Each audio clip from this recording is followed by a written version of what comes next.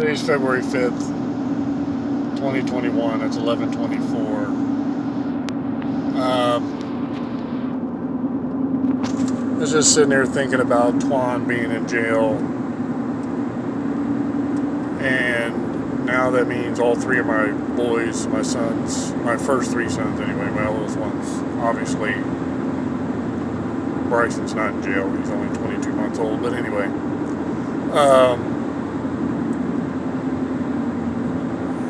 I often wondered sometimes in my life if I could have did something better raising them, or trying to raise them, or trying to do something better for them so that they wouldn't be in jail. And they all been in jail, Michael and Shamar anyway, doing long prison sentences. Michael's doing 12 years, Shamar's doing 9, I think. And who knows what Twan's got going on. I mean, obviously if I was rich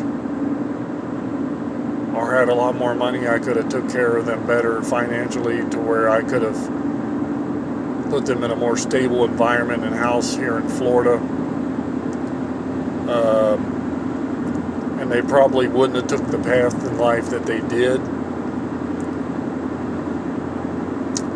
But, you know, I could have brought them 1,000 miles away from Ohio down to Florida, and they still could have messed up down here. They still could have got into the same stuff. Who knows, they could have gotten into something worse. I really don't know. You know, sometimes you want to change somebody's environment, change their situation, but you might end up making it worse. You know, you don't know what ripple effect or domino effect you put in motion by changing somebody's path or whatever.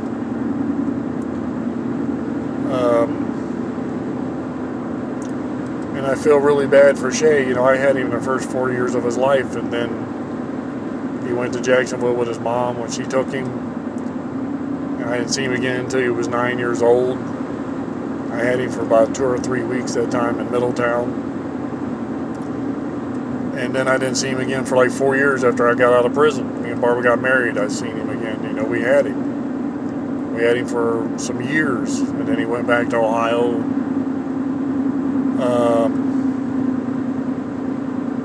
And then we just kind of grew apart from there. I mean, I love my son to death. Don't get me wrong. I love him with all my heart and soul. But now that I'm 52 and he's 33, I really don't feel like I even know him. Even when I would talk to him on the phone, or we would be in person talking, like when he was coming down here in 2016 and all that before he got locked up, I really didn't feel like I really knew him. I knew what he was trying to be, or who he thought he was, and what he thought he was, who he was. But I never really thought that I ever really knew him. He was always putting on a show or a face, or... In a quarter mile, slight right onto US 41 South, North Broad Street. You know, so you never really knew what he was really all about. And he proved that a lot in 2016, because... Slight right onto US 41 South, North Broad Street. I really didn't feel like I knew him then. That's when I really started to realize that I really didn't know who he was. Not that much. Don't get me wrong, I loved him to death, and I still love him. Continue on US 41 South for 4 miles. In my mind, he's still that little 4-year-old or 9-year-old or 13-year-old boy. Every time we would get back together or see each other, that's who I envisioned him as. I never really saw him as an adult, even though he started having children. And he got 5 of them now, 3 girls and 2 boys. And it's like, I never really saw him as an adult. Not that he wasn't an adult. I just, as a parent, I guess you never really see your child as an adult. You always see him as a little kid, because you always remembered when they were little. Which is kind of okay, I guess. I mean, you know, obviously you know they're grown. My mom still does it to me to this day, and I'm 52 years old. Brian, well, you could do this. Brian, you could do that, and this, that, and the third. And I'm sitting there like, I know how to do stuff, Mom. I'm 52 years old. So, anyways. And then Michael. Take the next left toward Shady Rest Court, then make a U-turn. Well, Michael, I was with Jackie for a couple of years after he was born.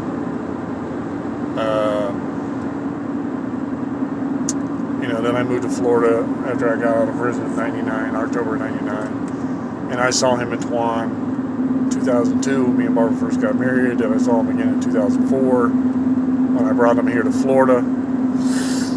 And for 2 or 3 weeks, I think it was. And then I didn't see him again until 2007 when he came to live with me, because Jackie said he was just too much to handle. He was getting in trouble, he was skipping school, getting in fights.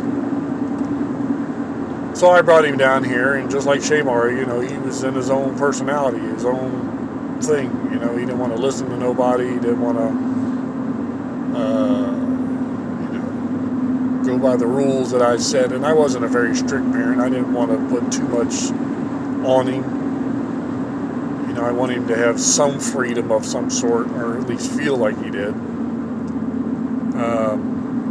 But he was too far gone, just like Michael. He was too far gone. He was into his own thing. He didn't want to listen to nobody. Him and Barbara was having conflict. In 800 feet, turn left onto Yance Road. And I just...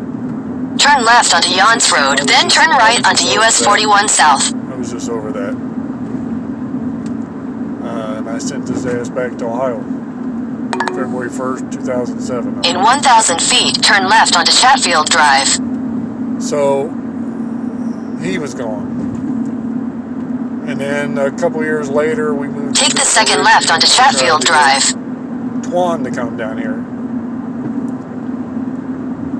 And Tuan was going to come down, then all of a sudden he didn't want to come down, then he thought he had a girl pregnant, and it was just... I never ever felt close to Tuan. I could talk to him on the phone, but I didn't even know who he was, and he didn't know who I was. And that really hurt me. With all 3 of my sons. The oldest ones. Except for Bryson, obviously. Because I didn't want my sons to go through the same thing that I did when I was growing up. Not knowing my dad being in Florida, me being in Ohio. And, it's like I told my mom, at one point in time, it comes into your life where you don't need the father figure. Because you become a father. And sometimes it inspires you to be a better father than you had, which was my goal.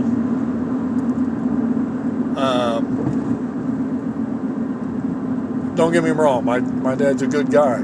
When I talk to him on the phone, we have great conversations about stuff.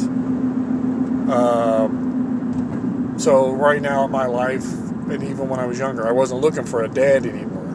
I was just trying to figure out who created me, why I am the way I am, the other half of my genetic makeup, whatever you want to call it. And that was pretty much it. I didn't need a dad anymore. Or maybe I did. I don't know. And that's like I told Barbara with my boys. She kept trying to push, well, you need to do this, you need to do that. I'm like, look, that me being the father figure after they're 18 is over for them. All I can be now is cordial and nice and respectful and loving and be there to talk to them and guide them if they need guidance. In 1,000 feet, turn left onto North Broad Street. But, who knows if that would have did any good. I would talk to Shay about certain stuff on the phone when he would call me about certain problems. I'd send him money when he needed money and all this. Michael really never asked me for advice. When he went back to Ohio, he got locked up like right after that. So there was really nothing I could do except send him money while he was in jail. Twan would only call me, when he needed something or wanted something. We never really had a conversation, father type, son kind of relationship.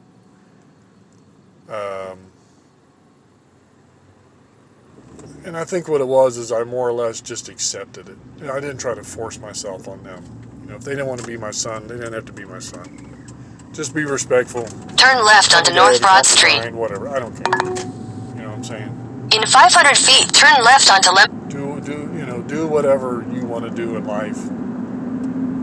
Whatever makes you happy. That's pretty much where I wanted their life to go. Don't get in trouble. Be good. Do the right thing. Get you a job. Get you an education. Take care of your kids. Take care of yourself.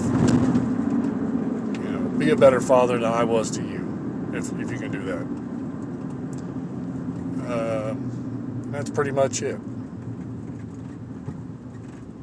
So, that's pretty much all I got to say about the boys. So, peace out.